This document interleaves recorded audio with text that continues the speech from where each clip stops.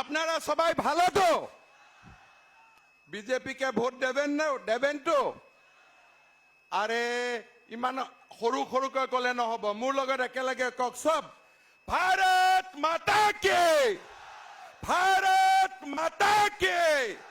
ভাৰত মাতা কি। এতিয়াহে ভাল লাগিছে, শিলচৰ লাগিছে, হয় নহয়? আজিৰ আমাৰ এই সভাত উপস্থিত ভাৰতীয় জনতা পাৰ্টিৰ সন্মানীয় সভাপতি জগত প্ৰসাদ নাড্ডা ডাঙৰীয়া, অসমৰ সন্মানীয় মুখ্যমন্ত্ৰী সৰ্বানন্দ সোণোৱাল ডাঙৰীয়া, ভাৰতীয় জনতা পাৰ্টিৰ ৰাজ্যিক সভাপতি ৰঞ্জিত দাস ডাঙৰীয়া, আমাৰ প্ৰভাৰী বৈজয়ন্তী জয় পাণ্ডা ডাঙৰীয়া, পৱন শৰ্মা ডাঙৰীয়া, আমাৰ মাজত উপস্থিত সংসদ ৰাজদীপ ৰয় ডাঙৰীয়া, কৃপানাথ মালা ডাঙৰীয়া, মোৰ সতীৰ্থ বিধায়কসকল, জ্যেষ্ঠ কাৰ্যকৰ্তাসকল, গোবিন্দ পুৰকায়স্থ মহোদয়, আৰু আজি আমাৰ এই সভাত উপস্থিত বৰাক উপত্যকাৰ মোৰ প্ৰিয় জনসাধাৰণ, আই মাতৃ আৰু যুৱক যুৱতী বন্ধু বান্ধৱীসকল, পোনপ্ৰথমতে মই আপোনালোক সকলোকে নতুন বছৰৰ শুভেচ্ছা জনাইছো। 2020 চন আমাৰ বাবে আনন্দৰ নাছিল, কিন্তু 2021 চন অসমৰ ৰাইজে ভাৰতীয় জনতা পাৰ্টিক আকৌ এবাৰ শাসনলৈ আনি অসমত অহা 5টা বছৰত উন্নয়নৰ আৰু এক নৱজাগৰণ সৃষ্টি কৰিব, তাৰ সংকেত আজিৰ সভাত আমি পাইছো। শ্ৰদ্ধা ৰাইজ, আজিৰ সভাৰ জৰিয়তে 2021 চনৰ বিজয় সংকল্প সমাৰোহ আমি আৰম্ভ কৰিছো। আমাৰ বাবে গৌৰৱৰ বিষয় এই যে শিলচৰত অনুষ্ঠিত এই প্ৰথম বিজয় সংকল্প সমাৰোহত ভাৰতীয় জনতা পাৰ্টিৰ সভাপতি জগত প্ৰসাদ নাড্ডা ডাঙৰীয়া আমাৰ মাজত উপস্থিত আছে। তেখেতৰ উপস্থিতিত আমি পুনৰ এবাৰ সংকল্প লম যে অসমৰ সৰ্বাংগীন উন্নয়নৰ বাবে আমাৰ ভাৰতীয় জনতা পাৰ্টিৰ কাৰ্যকৰ্তাসকলে অহা নিৰ্বাচনত বিজেপি দলক বিজয়ী কৰিব, তাত কোনো সন্দেহ নাই। মই বৰাক উপত্যকাৰ ৰাইজক অনুৰোধ কৰিম, আপোনালোকে সকলোৱে নিজৰ স্থানত থিয় হৈ হাত চাপৰিৰে নাড্ডা ডাঙৰীয়াক বুজাই দিয়ক যে এইবাৰ বিজেপি জিকিবই, তাত কোনো সন্দেহ নাই। মই ৰাইজক অনুৰোধ কৰিম, সকলোৱে নিজৰ স্থানত থিয় হৈ দীঘলীয়া হাত চাপৰিৰে নাড্ডা ডাঙৰীয়াক আপোনালোকে অভিনন্দন জনাওক, অভিবাদন জনাওক। আৰু জোৰেৰে মোৰ লগত কব, ভাৰত মাতা কি, ভাৰত মাতা কি, ভাৰত মাতা কি। শ্ৰদ্ধা ৰাইজ, 2016 চনত প্ৰধানমন্ত্ৰী নৰেন্দ্ৰ মোদী ডাঙৰীয়া আমাৰ মাজত আহিছিল। আমি সংকল্প লৈছিলো যে কংগ্ৰেছৰ ধুতি লুঙিৰ ৰাজনীতি, কংগ্ৰেছৰ খুটাৰ ৰাজনীতি আমি অসমত বন্ধ কৰিম। আমি ৰাইজক প্ৰতিশ্ৰুতি দিছিলো, আমি অসমৰ বুকুত এক নৱজাগৰণ সৃষ্টি কৰিম, উন্নয়নৰ জৰিয়তে, বিকাশৰ জৰিয়তে মানুহৰ অন্তৰ জয় কৰি আমি এখন নতুন অসম নিৰ্মাণ কৰিম। প্ৰথমবাৰৰ বাবে অসমৰ ৰাইজৰ মাজত প্ৰমাণ হল আমি অসম একে, বৰাক ব্ৰহ্মপুত্ৰ একে, আৰু আমি একেলগে এইখন অসমক আমি ডাঙৰ কৰিম। এইখন অসমক আমি ভাৰতবৰ্ষৰ 5খন সৰ্বশ্ৰেষ্ঠ ৰাজ্যৰ ভিতৰত এখন হিচাপে আমি নিৰ্মাণ কৰিম। অসমৰ বুকুলৈ বিশ্বৰ লগত একেলগে কোভিড আহিছিল, আমি কোভিড নিয়ন্ত্ৰণ কৰিছিলো, আমি কোভিডক পৰাজিত কৰিছিলো। অসমৰ ৰাইজে ভাৰতৰ ভিতৰতে কোভিডক পৰাজিত কৰাৰ ক্ষেত্ৰত প্ৰথম স্থান অধিকাৰ কৰিবলৈ সক্ষম হৈছিল। আমি অসমৰ বুকুত বগীবিলৰ পৰা আৰম্ভ কৰি ধলা শদিয়াৰ পৰা ৰাস্তা ঘাট নিৰ্মাণৰ এক নৱজাগৰণৰ সৃষ্টি কৰিছিলো অকল বৰাক উপত্যকাতে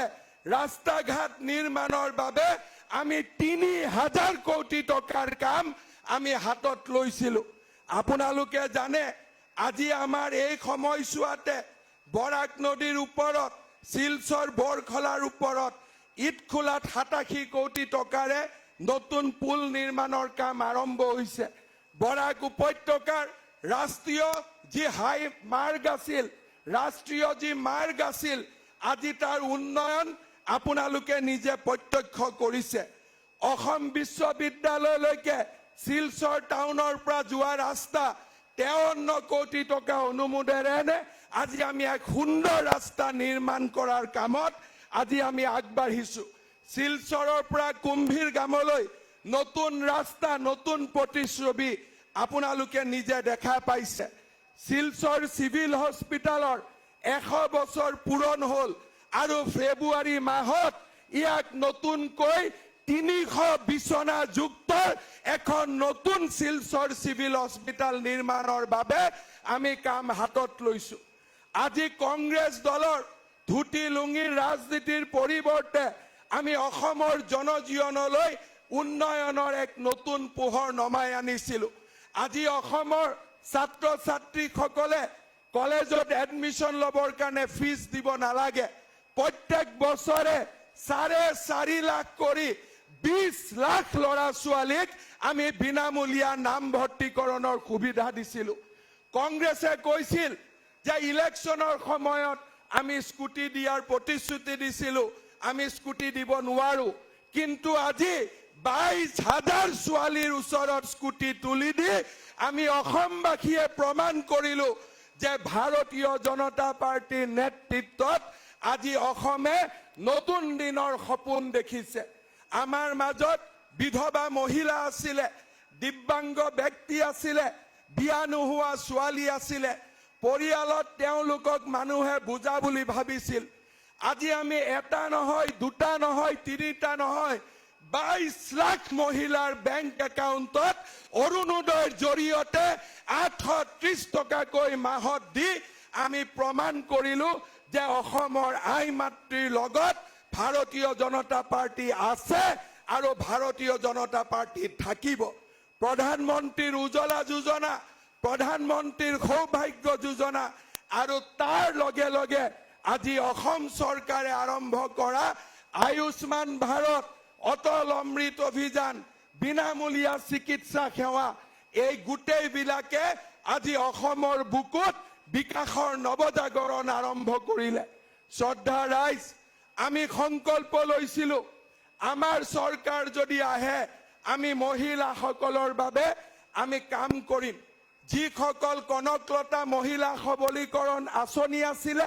যোৱাবাৰ আমি সেলফ হেল্প গ্ৰুপ বিলাকক ২৫,০০০ টকাকৈ দিছিলো আৰু অহা ৩০ দিনৰ ভিতৰত আমি সেলফ হেল্প গ্ৰুপ বিলাকক আকৌ ৫০,০০০ টকা কৰি তেওঁলোকৰ আমি বেংক একাউণ্টত জমা দিম আমি ৰাইজক প্ৰতিশ্ৰুতি দিছিলো যে নিবনুৱা সমস্যা সমাধানৰ ক্ষেত্ৰত আমি কাম কৰিম আগতে এপিএছচিত এচিএছ পাবলৈ ডিএছপি পাবলৈ ১ কোটি টকা ঘোষ দিবলগীয়া হৈছিল কিন্তু আমাৰ চৰকাৰৰ দিনত ঠেলা চলোৱা বাপেকৰ লৰাইও ৰিক্সা চলোৱা বাপেকৰ লৰাইও আজি এচিএছ হ'ব পাৰিছে আজি ডিএছপি হ'ব পাৰিছে এয়া ভাৰতীয় জনতা পাৰ্টিৰ কৃতিত্ব স্বয়ং আঁচনিৰ জৰিয়তে অহা 10 দিনৰ ভিতৰত 2 লাখ যুৱক যুৱতীৰ বেংক একাউণ্টত আমি ৫০,০০০ টকাকৈ আমি জমা দিয়াৰ বাবে আমি সিদ্ধান্ত লৈছো শ্ৰদ্ধা ৰাইজ আমি এখন নতুন অসম বিচাৰো আমি এখন নৱজাগ্ৰত অসম বিচাৰো বৰাক ব্ৰহ্মপুত্ৰৰ কোনে কোনে উন্নয়নৰ আমি নতুন দিগন্ত বিচাৰো বৰাক উপত্যকাৰ ৰাইজক আমি স্পষ্টভাৱে ক'ব খোজো যোনে যি নকক কিয় ভাৰত মাতাৰ প্ৰতিগৰাকী সন্তান ভাৰতীয় নাগৰিক হিচাপে জীয়াই থাকিবই লাগিব আৰু তেওঁলোক আগবাঢ়ি যাব লাগিব তাত দুটা মত থাকিব নোৱাৰে আমি বৰাকৰ ৰাইজৰ লগত আছিলো অসমৰ ৰাইজৰ লগত আছিলো আৰু আমি বৰাকৰ ৰাইজৰ লগত অসমৰ ৰাইজৰ লগত আমি থাকিম সেই প্ৰতিশ্ৰুতি পুনৰ এবাৰ আমি আপোনালোকৰ ওচৰত দিব খুজিছো শ্ৰদ্ধা ৰাইজ আজি নাড্ডা ডাঙৰীয়া আমাৰ মাজত আহিছে আমি স্পষ্ট যে এইবাৰ বৰাকৰ নিৰ্বাচনত বৰাকৰ প্ৰত্যেকটো সিটতে আমি পদুম ফুল ফুলাম বিজেপি দলক আমি বিজয়ী কৰিম আৰু তাৰে সংকল্প এয়া আমি মহাপুৰুষ শংকৰদেৱ মা কামাখ্যা ব্ৰহ্মপুত্ৰ আৰু ভুৱন তীৰ্থৰ নামত পুনৰ এবাৰ আমি সংকল্প লৈছো ভাৰতীয় জনতা পাৰ্টিৰ বিজয় পতাকা আমি অসমত উৰুৱাই ৰাখিম আৰু 100টা সিটেৰে সৈতে অসমত আমি আকৌ বিজেপিৰ চৰকাৰ আমি নিৰ্মাণ কৰিম ধন্যবাদ জয় হিন্দ বন্দে মাতৰম ধন্যবাদ ডক্টর হিমন্ত বিশ্ব শর্মার আপনার উদ্দীপ্ত ভাষণের জন্য আমরা আগামী দিনের সংকেত আগামী দিনের আসাম নতুন আসাম গড়ার স্বপ্ন নিয়ে ভারতীয় জনতা পার্টি আজকে আমরা সংকল্প নেব নতুন বিজেপি সরকার আসামে গঠন করার জন্য এইবার আমি আপনাদের সম্মুখে সংবোধন করার জন্য অনুরোধ